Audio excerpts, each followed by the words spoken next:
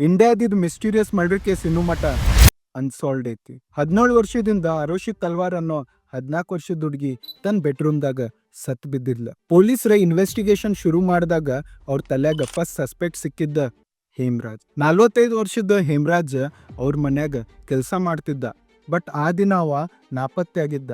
ಪೊಲೀಸರ ತಕ್ಷಣ ಅವ್ನ್ ಟ್ರೇಸ್ ಮಾಡಕ್ ಶುರು ಮಾಡತ್ತಿದ್ರ. ಬಟ್ ನೆಕ್ಸ್ಟ್ ಡೇ ಅಂದ್ರೆ 17th May 2008 ದಾಗ ಹೇಮರಾಜನ್ ಬಾಡಿ ಆರೋಶಿ ಟೆರಿಸ್ ಮೇಲಿರೋ ಸಿಂಟೆಕ್ಸ್ ಒಳಗ್ ಸಿಕ್ತ.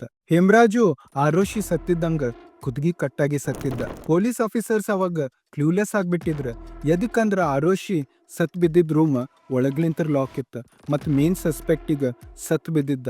ಅವಾಗ ಅವ್ರ ಫೋಕಸ್ ಎಲ್ಲ ಆರೋಶಿ ಅವ್ರ ಅಪ್ಪ ಅಮ್ಮ ಅಂದ್ರ ರಾಜೇಶ್ ಮತ್ ನೂಪುರ್ ಮೇಲ್ ಬಿತ್ತು. ಫಸ್ಟ್ ನೋಯ್ಡಾ ಪೊಲೀಸ್ ಆಫೀಸರ್ಸ್ ಇದಕ್ಕ ಹಾನರ್ ಕಿಲ್ಲಿಂಗ್ ಅಂತ ಹೇಳಿ ಹೆಸರು ಕೊಟ್ರು. 45 ವರ್ಷದ ಹೇಮರಾಜ್ ಮತ್ ಆರೋಶಿ ನಡು ಅಫೇರ್ ಇತ್ತಂತ ಹೇಳಿ ಒಂದ್ ಸ್ಟೋರಿ ಸೃಷ್ಟಿ ಮಾಡಿದ್ರು. ಬಟ್ ಆ ನೆರೇಟಿವ್ ಇಂದ ಯಾ ಎವಿಡೆನ್ಸು ಇರ್ಲಿಲ್ಲ. ಮುಂದೆ ಈ ಕೇಸ್ ನೋಯ್ಡಾ ಪೊಲೀಸ್ ಆಫೀಸರ್ ಕಡೆಲಿಂತ್ರ CBI ಕಡೆ ಹೋಯ್ತು. CBI ಆಫೀಸರ್ಸ್ ಈ ಕೇಸ್ ಮೇಲೆ 4 ವರ್ಷ ವರ್ಕ್ ಮಾಡಿದ್ರು. ಬೇರೆ ಬೇರೆ ಟೀಮ್ ಇದ್ರ ಮೇಲೆ ವರ್ಕ್ ಮಾಡಿದ್ರು. ಅವ್ರ ಕ್ಲಿಯರ್ ಎವಿಡೆನ್ಸ್ ಸಿಗ್ಲಿಲ್ಲ. ಕೊನೆಗೆ 2013 ದಾಗ CBI ಕ್ಲಿಯರ್ ಎವಿಡೆನ್ಸ್ ಸಿಗ್ಲಾರ್ದು ರಾಜೇಶ್ ಮತ್ತು ನೂಪುರಿಗೆ ಅರೆಸ್ಟ್ ಮಾಡಿ ಕಸ್ಟಡಿಗೆ ತೊಗೊಂಡ್ರು. ಬಟ್ 2017 ದಾಗ ಅಲಹಾಬಾದ್ ಹೈಕೋರ್ಟ್ ರಾಜೇಶ್ ಮತ್ತು ನೂಪುರಿಗೆ ರಿಲೀಸ್ ಮಾಡೋದು ಆರ್ಡರ್ ಕೊಟ್ಟು. ಕೇಸ್ ಇನ್ವೆಸ್ಟಿಗೇಷನ್ ಸ್ಟಾರ್ಟ್ ಆದಾಗ ಫಾರೆನ್ಸಿಕ್ ಎವಿಡೆನ್ಸ್ ಕರೆಕ್ಟ್ ಹ್ಯಾಂಡಲ್ ಮಾಡ್ಲಾರ್ದಕ್ಕೆ, ಬೇರೆ ಬೇರೆ ನ್ಯಾರೇಟಿವ್ಸ್ ಕ್ರಿಯೇಟ್ ಮಾಡಿದ್ದಕ್ಕೆ ಮತ್ತು ಬೇರೆ ಬೇರೆ CBI ಮತ್ತು ಪೊಲೀಸ್ ಟೀಮಿಂದ ಅಪ್ರೋಚ್ ಸಂಬಂಧ ಮತ್ತು ಕ್ಲಿಯರ್ ಎವಿಡೆನ್ಸ್